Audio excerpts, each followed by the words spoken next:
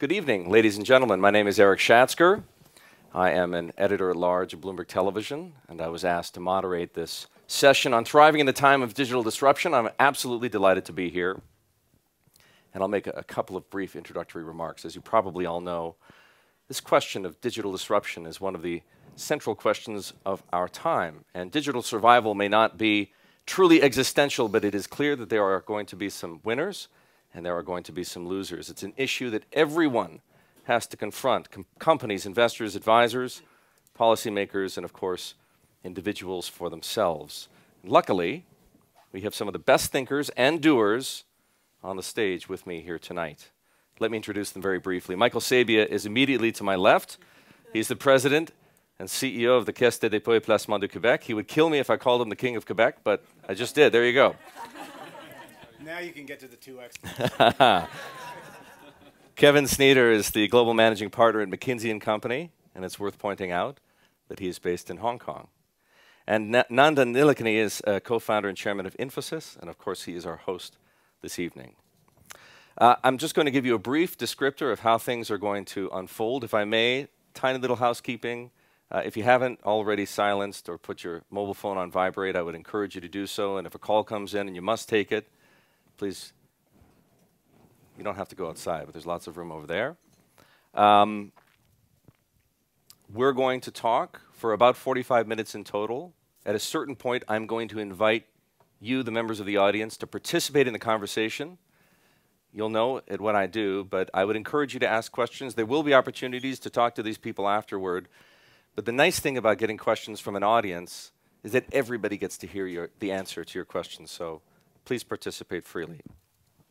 Here's where we'll begin. I would like each of our panelists, briefly, to give us a vision of the future. If we're thinking about digital disruption, if we're thinking about technological innovation, we can't just think about the now. We have to think about things in 5 to 10-year time frames. So the question to my panelists is, how do you see digital disruption playing out? Which technologies will be most transformative, and what changes will they leave in their wake? Nandan, if I may, would you begin? No, I think there are a large number of technologies that are going to make a big impact. I think the last 10 years has been the smartphone revolution. It was in, it's about a little over 10 years since the iPhone was launched, and that led to a huge revolution of 3.5 billion people having smartphones and so on. But the next revolution will be taking it to the next level of devices, which will run into tens of billions of devices. And those devices will penetrate, be there in every automobile or in every mine, in every factory. And so I think the kind of digitization that's going to happen from the connection of these things in real time is something that we're just seeing the beginning of that journey. It also means that the amount of data which is going to be generated is going to be 10x or 100x or what it is today. So that's one clear thing that's happening. The other big thing, I think, which is related to that is that this massive amount of data being created will lead to huge use of AI, machine learning, deep learning, and therefore the cost of prediction is going to plummet. And therefore, I think every business person has to see what is the impact of his business if the cost of prediction of an activity in his business can go to zero. And I think that means reimagining our businesses in that world. The third thing I think is really going to be the big shift in automobiles, which I think is one of the biggest industries in the world. I think they have a confluence of moving from internal combustion engines to electric cars or hybrids or some combination thereof, of moving from people-driven to autonomous or semi-autonomous cars. And of course, I think the biggest change actually is going to be ride-sharing, as individual ownership will be replaced by fleets. And this has massive implications because it's one of the biggest industries in the world, but also implications on the way cities are designed, parking is designed, the way public transit is designed. So I think the move of the automobile into this new world, I think, is going to have huge, not only business implications, but social and others. And I think in general, I think, the point that Mr. Mark Andreessen did 3-4 years back, that software eats the world. So every industry is getting softwareized. And that, I think, is the big risk for incumbent companies, because they run the risk that new companies with completely software models can deliver capability at a fraction of the cost of the legacy systems that they have, and that will make and they'll be far more agile, and so that could lead to, and we are seeing that happening in in media, in retail, and so on. So I think that is the big risk that many of incumbents face, and how they deal with that, because they simultaneously face the challenge of either revenues declining or stagnant, stock prices again declining or stagnant because of the market fear about their future. They have the burden of legacy, which they need to improve, to innovate and bring it into the modern era, and they have to make huge investments in softwareizing or digitizing the business. So I think dealing with these simultaneous challenges is going to be very important. And one last point I'll make is that the last decade has been the decade of the consumer. I believe the next 10 is going to be back to the enterprise, because getting all the business in the world to be ready for the new world is really going to be the big growth of the next 10 years. Thank you. That is a great place to start. I wanted to give Nandan the opportunity to begin, not just because he's our host, but because the rest of us here on the panel constitutes something of a Canadian takeover. Kevin, as it happens, even though he grew up in Glasgow, was born in Ottawa. Michael, here to my left, grew up in St. Catharines, not too far from Toronto, and I grew up in Toronto, and I'm hoping with this I'm putting a smile on Barrett's face right there, who, of course, runs the Toronto Dominion Bank. So, Kevin, why don't you begin? We just had a nice summary there from Nandan. We know a little bit already about the Internet of Things, AI, autonomous vehicles, and software eating the world. Expand and add to that, if you would. Expand and add, and that is the nature of what we're, by the way, the Canadian thing, just to be very clear. My parents are teachers, so they went to Canada in search of a better life because Canadian government paid more than the Scottish government for teachers. But then they realized that Canada has a small thing called the Canadian winter. And the Canadian winter in Ottawa is particularly brutal, so my parents decided to go back to Scotland for the weather. Just so you know. Just so you know. Is that how it works? Survival of the fittest, and it's Darwinism. It's Darwinism. All right. Well, I very much agree, Nandan, with the notion that the next era is going to be the industrial era. Before we go there, I think it's worth the 10-year time frame. I think that's important because we will understate what happens in the decade, but overstate what's going to happen in the next 2 years. And there's always this risk that we all get very excited, blockchain. I mean, pick your favorite topic of the day, and there's plenty of that going on. My view is simple, which is if it's a 10-year horizon, all of that is fair game. If it's a 2-year horizon, let's just remember that we do tend to overstate change. But we need to get with the program, because if it's 10 years, then I think in 3 areas, we're all going to see profound change, including still the consumer. Deciding, living, and operating. Deciding. I think the most significant change that we face in our profession, but many business leaders face, is simply the way you make decisions is going to irreversibly change. It's going to change because our ability to access data, that data itself will be of medium quality, because I think there is a general pursuit of better data, but the capacity and the ability to do things with that data and make of it something we cannot today is profound. And we're just beginning on that journey. We're in the early stages of truly moving to a very different form of decision-making. And that's going to profoundly change the way business operates, the way we judge what to do. You could argue it's going to change the way we think, because we are going to be in a place where we can inform more decisions through analytics and through a way of thinking that is grounded in fact. We can decide whether we like that world or not, but I think that is a world that's out there for us. And you can see it with some of the more sophisticated applications that are already being put in place to support decision-making, whether it's in the finance sector or many other sectors. You can see where it's going, and I work and live in Hong Kong, so we're awfully close to China, and just the amount of data they're generating. I can give you the example of Ping An Insurance, who, first of all, have a remarkable ability, which was captured when Peter Ma said to us at a meeting I was at, he said, just remember, we always get to accidents in China faster than the police, and you guys think we're a police state. And it is worth thinking about. What he means is a Ping An insurance agent will get to a motor vehicle accident faster than any member of the police establishment in China, because they have an app. If you want to get the money paid, if you report the accident and you take the picture in your app and they send it back to Ping An, they will validate the claim and pay out there and then. Remarkable when you think about it. And that's just one application. Now, I think that will come to a place near you, but that happens to be in China. But they're able to do that because the way they make a decision is very different than the traditional way in which you settle a claim. And this whole aspect of how we have been taught to make decisions, I think will change, and change us profoundly. Living, the smart home. Just think about what you're already seeing, and it's very modest. If you've got some of the applications, you probably play around with Siri or Alexa or whoever you play around with. And actually, that is just tame. It's just really tame, you know, play with the temperature and do a few things.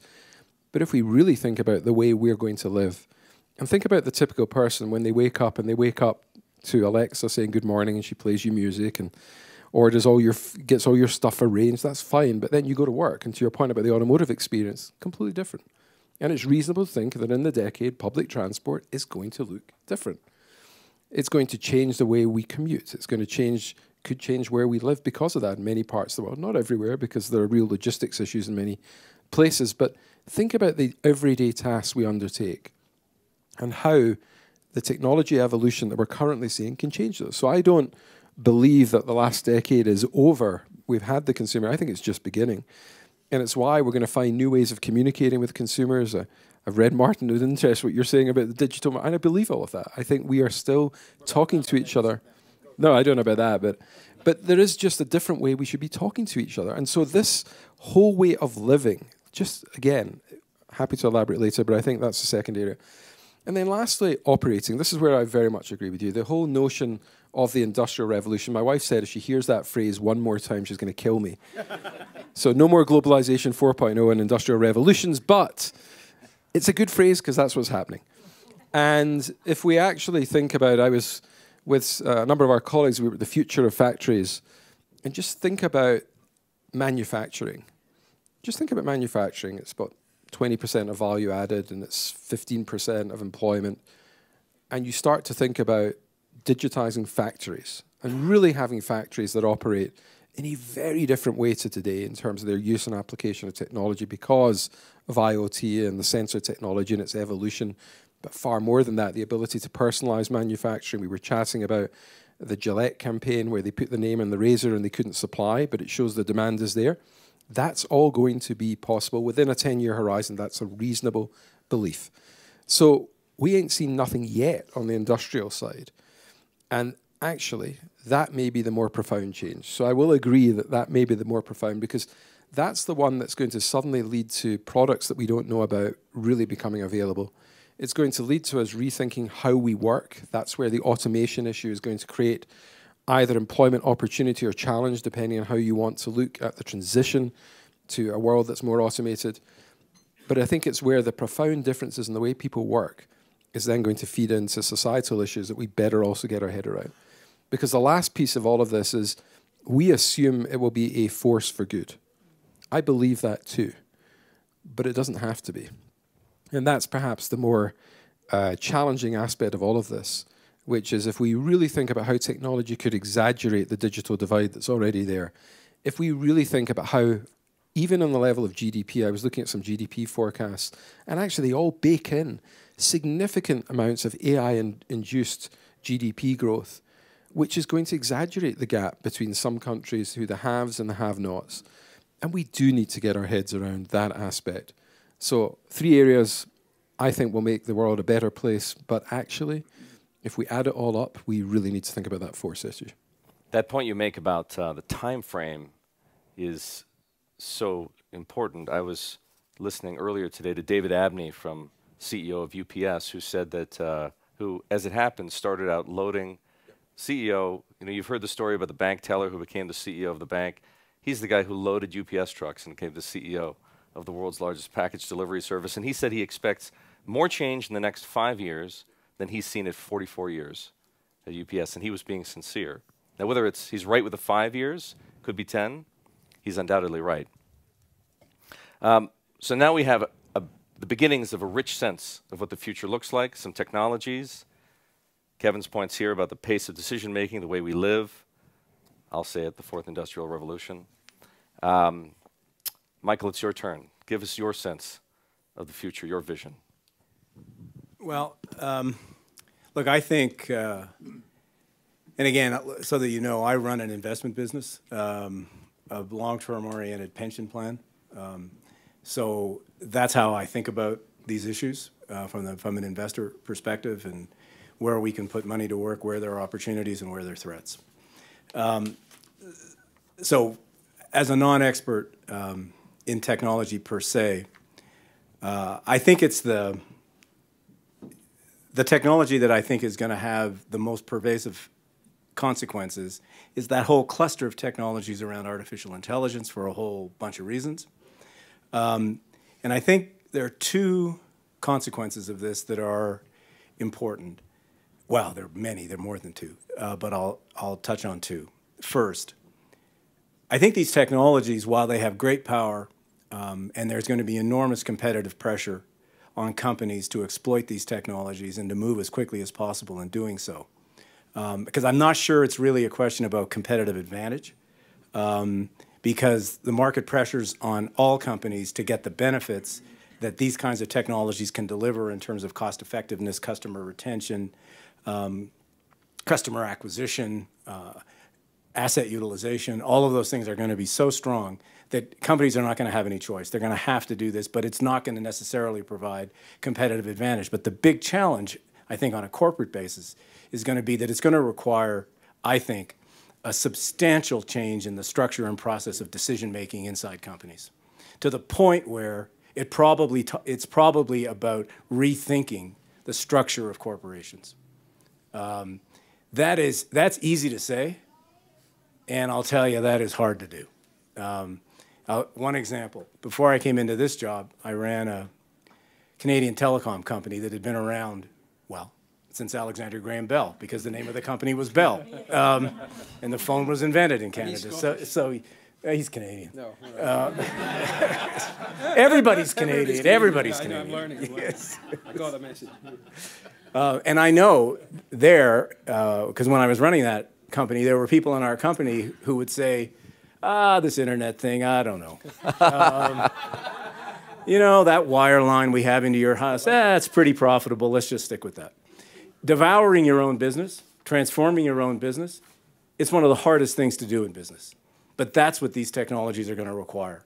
And the stress that that's going to put on leadership teams and the capability of leaders of corporations to engage in the kind of corporate transformation that's going to be required, not to win, but to survive. Because go out to California, and there are a bunch of really, really smart people who wake up every morning with one mission: attacking profit pools. That's why they go to work, to attract profit pools. And that means they're going after incumbent companies. So there's a huge challenge there associated with just the structure, the operation, and the leadership of the companies that we all know today. That's number one. Second consequence, to just pick up something that Kevin said at the conclusion of his comments, I think these technologies are going to take us one step further, and a big step further, in breaking the linkage that our societies have depended on since the Industrial Revolution between growth and welfare.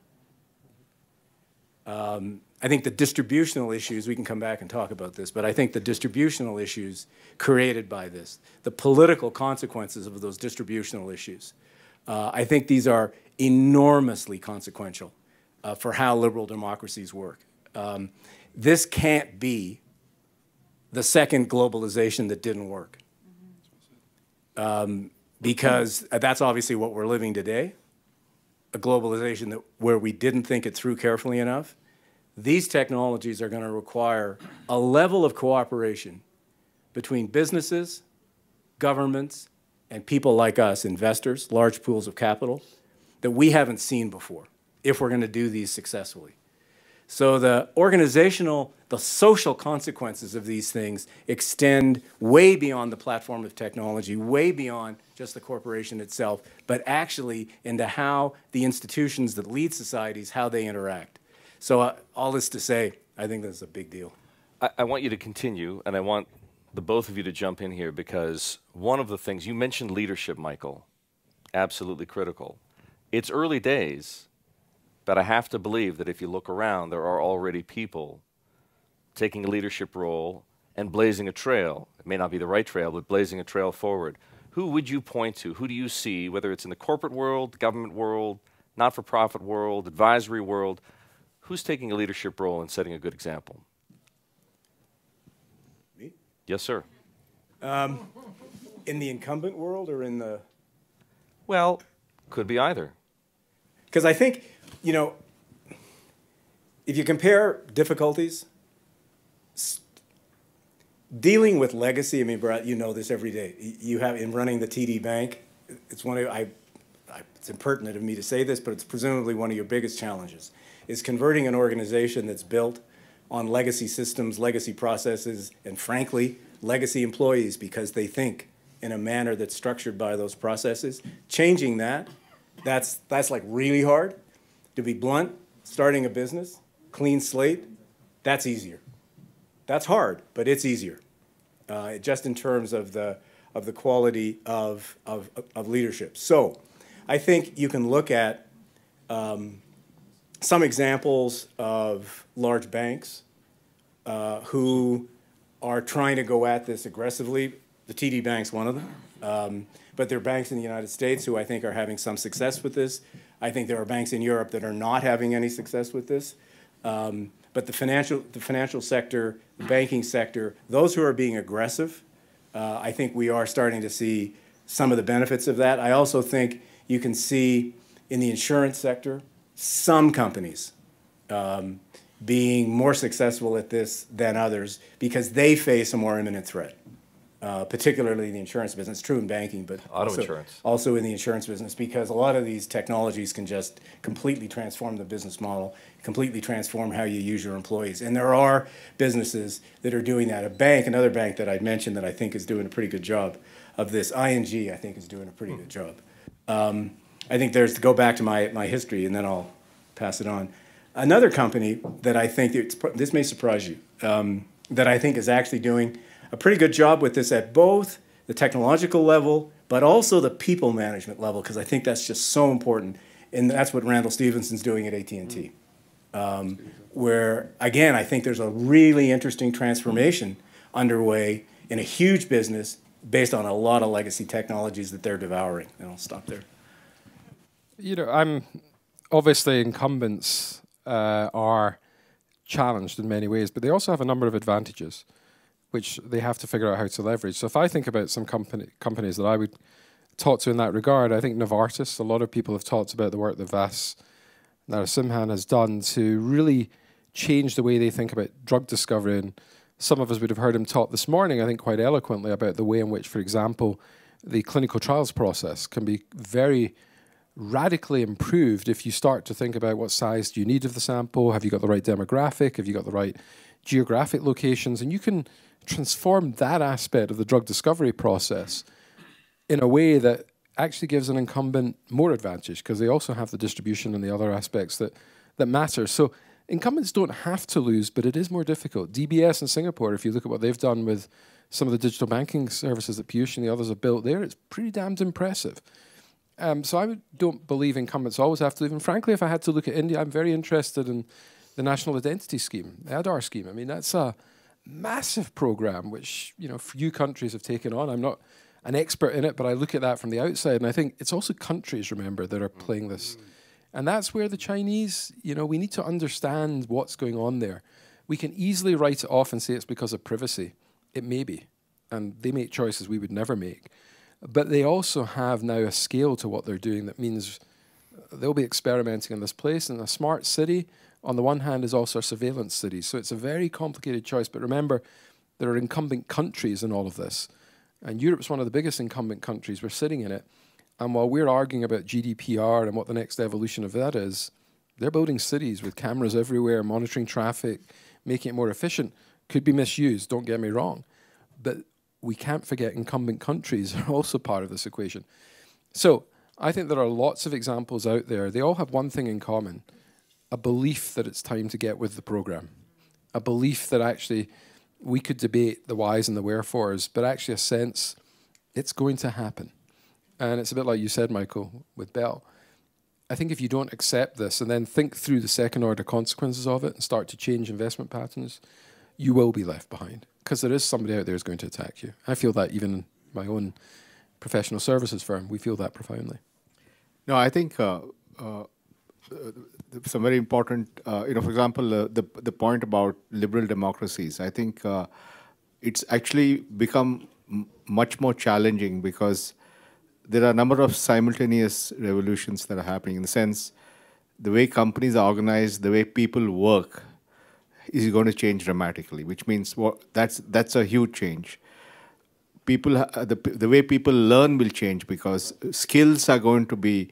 Some skills are going to get commoditized. Many of them are going to get automated. So in the course of a person's life, they're going to see maybe 5, 10 jobs, different kinds of things. So rather than the old model of going to college, getting an education, and then living off it, you have to be in continuous learning mode. So the future of learning is fundamentally changing. And I think the third aspect is the nature of the social compact is changing. I mean, Western democracies had, healthcare from the employer and, all the other social benefits, or Medicare from the state or whatever. And I think increasingly you'll have to have fungible, mobile, portable benefits for everybody because they're going to change jobs, but they need to take the healthcare with them. They need to take the pensions with them. And I think so. This simultaneous change of the way we work, the way we learn, and the way we provide social protection. It's just too complex for democracies to deal with, especially when they're going towards populism. So I think there's that. That's why I think, and that's what I mean. I think somebody was saying that many of the Chinese in Davos say, "What's wrong with our system?" We are showing the better way. So I think actually the intellectual point that maybe it's not only about liberal democracies. I think that's a very, very defining argument that's going on. Nandan, can I? Absolutely. I think what's really interesting about what you say is, and as a liberal Democrat, I say this with some deep hesitation, because to pick up something that Kevin said, this competition is going on not just among incumbents and new entrants, not just among different types of companies, different sectors. It's going on among countries. And at the leadership of that is the United States and China. Absolutely. There's a second tier that I'm happy to tell you that I think Canada's in, along with India. And then a lot of other countries that aren't. But at that top tier of the US and China, if we can't, probably shouldn't use the pronoun we with the United States because... You're Canadian. Yeah, I'm Canadian. But if the United States can't solve some of these issues, these distributional issues, these learning issues, these job distribution issues that come with this, then you have to ask yourself, will the political system itself become an impediment in the competition with China? Can I ask a related question? And it goes back to actually something you said, Michael, about table stakes, right? This idea that investing in digital disruption has become table stakes. And also the point about distribution. The issues with distribution aren't just around wealth and income, they're around access to these technologies. And so I guess maybe, Kevin, if you feel like picking up on this, can you address some of those and related questions like the first mover advantage that comes with being obviously first, the left behinds, the medium sized and small companies, or countries for that matter, that don't have the wherewithal to invest at the same pace as the leaders. And then the question, again, I'm sorry to layer something else on top of it, but the winner take all, which is very clearly a risk in the acquisition of data. Well, I think let me take the last question. The whole question of data is going to, I think, come down to who owns the data. Because from a societal point of view, one of the things which is, I think, keeps me awake at night is we've sort of seen that the returns to labour versus the returns to capital equation has gone heavily in favour of returns to capital. And labour has been less and less, frankly, able to earn a return that is rising, which is why we've seen falling income standards around the world. If data is going to be owned by monolithic entities that acquire the data and then monetize it, and it's not going to be owned by the individual, then there'll be no return to data for the individual, and I think we're going to see an exaggerated gap in the economic equation, which will further consolidate the inequality we're seeing. If, on the other hand, returns to data start to accrue to individuals and the individual has valuable data, then it might actually look a bit different. So I think there's a real economic issue around how we're going to treat this debate, which is sort of happening in the background around who owns the data. I mean, it's happening in the United States a bit in terms of the Facebooks and so on. It's happening in Europe a little bit, but frankly, I think governments think they own the data. But if the individual doesn't own the data, what are they going to have that's going to make them earn the returns that I think we need in order to ensure an economy and in a society which is a bit more balanced? So I think there's a really big question around who owns the data.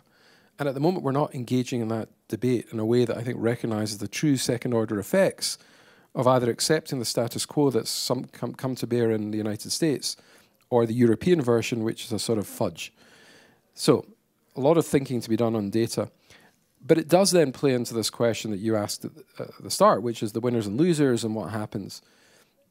I've watched with interest the Australians with their national broadband network, which was a determined effort to roll out access, because Australia is obviously a very big country with a population that's relatively dispersed. And they've done that. But it's actually been hellishly complicated. It's now almost, I wouldn't say outmoded, because 5G sits on top of a lot, but they've got the minor issue of they put a lot of equipment in there by a supplier they now don't want to have play an ongoing role. And this is where Michael and his telecoms knowledge will leave me in the dust, so I won't go any further. But we've seen these national rollout schemes, and we're going to have to get a lot smarter about how they get done. And in the West, we have an aversion to the government doing that. So the quality of the infrastructure has been relatively patchy. You go to Asia, it's rapidly becoming state-of-the-art in many parts, and so that's going to exaggerate the difference. But I think the key question is, if we boil it back down and actually just look at companies that adopt versus those that don't, there is a first-mover advantage. The question is, when do you make the move? And our argument is now we're past that point. It is time to really get with the investment programs on things like AI, data, the basic analytics. But countries are going to have to provide the infrastructure too, because it's not, I don't know if the market is going to provide it to everybody. And if it doesn't, then we're going to see huge divides taking place within countries. I can tell you broadband access in the north of Scotland is not terrific. Broadband access in New York City is not, no, I won't say that. But in truth, there are large parts of the world where that inequality is just going to be exaggerated. So huge societal issue, and our government's going to take that on. Who's going to fund it? No answers.